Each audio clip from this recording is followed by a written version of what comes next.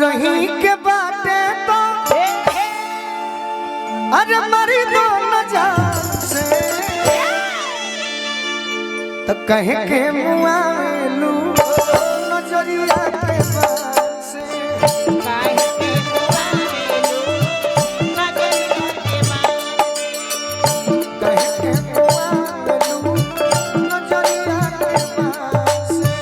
कहे के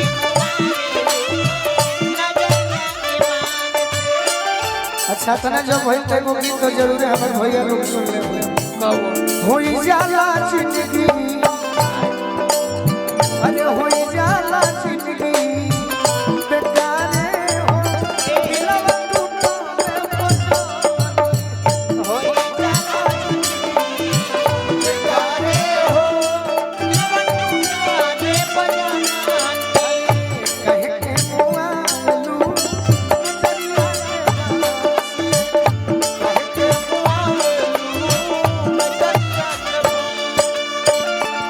सब घर परिवार के माता बहन लोग की ओर से बहुत बहुत आशीर्वाद दे रहे। जीवन के पहला अनुभव बा कि मंच पर भी आके घर जान के हमने के आशीर्वाद दे रहा बा। दुल्हे राजा के चाचा जी खोजत रहे वो मंच पर आए। अच्छा बड़ भैया घर से निकललू सजी सवर के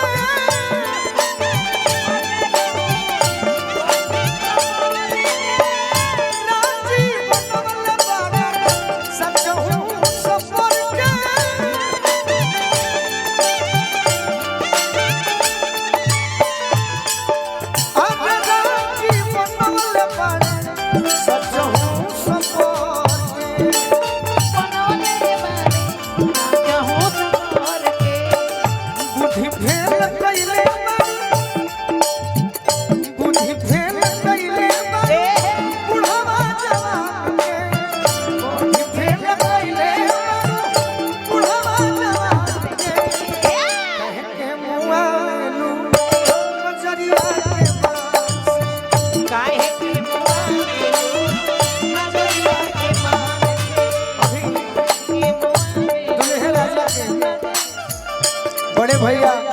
टाटा से आई बनी आज के कार्यक्रम में खास करके चंदन गोलू खाती भी आर्यन बाबू खाती राकेश मिश्रा जी खाती एगो टाटा जब हम भरिया गई रहनी कई गीत हम गौले रहनी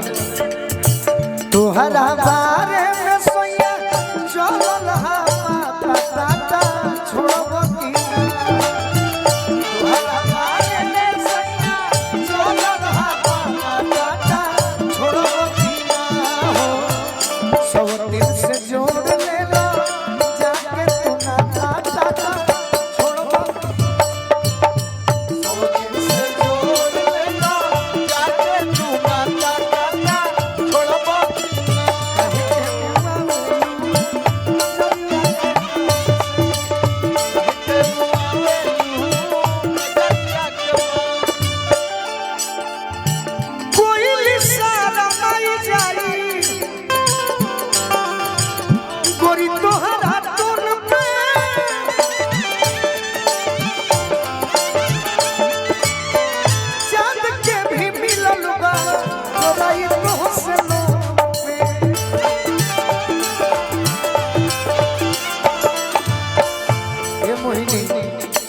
खाली चंदन से प्रेम करे हाँ जी हमारा से प्रेम देखे कि धोती कुर्ता में रही लगवा तो बूढ़ जाने यही ले कहरे खाती बदल के कि कुछ हो दुल्हे राजा के बड़े भाई की तरफ से अपना तू गोलू के अपना तू गोलू के डोलाओ जनी मान के अपना तू गोलू के डोलाओ जनी मान के तनी चौगुन हो जाए कांति भैया कहे के मुआ लू ताकि चौगुन पर ना जाओ अरे नजरिया के बात से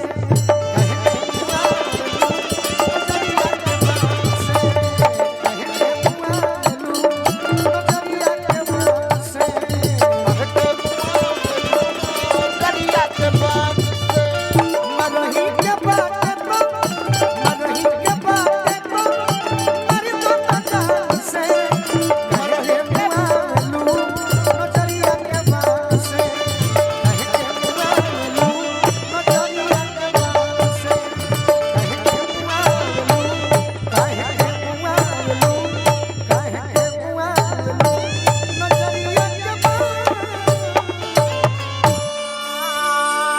अच्छा लागल कमे समय में घींच दनी है तो ताली बजा के आशीर्वाद दे।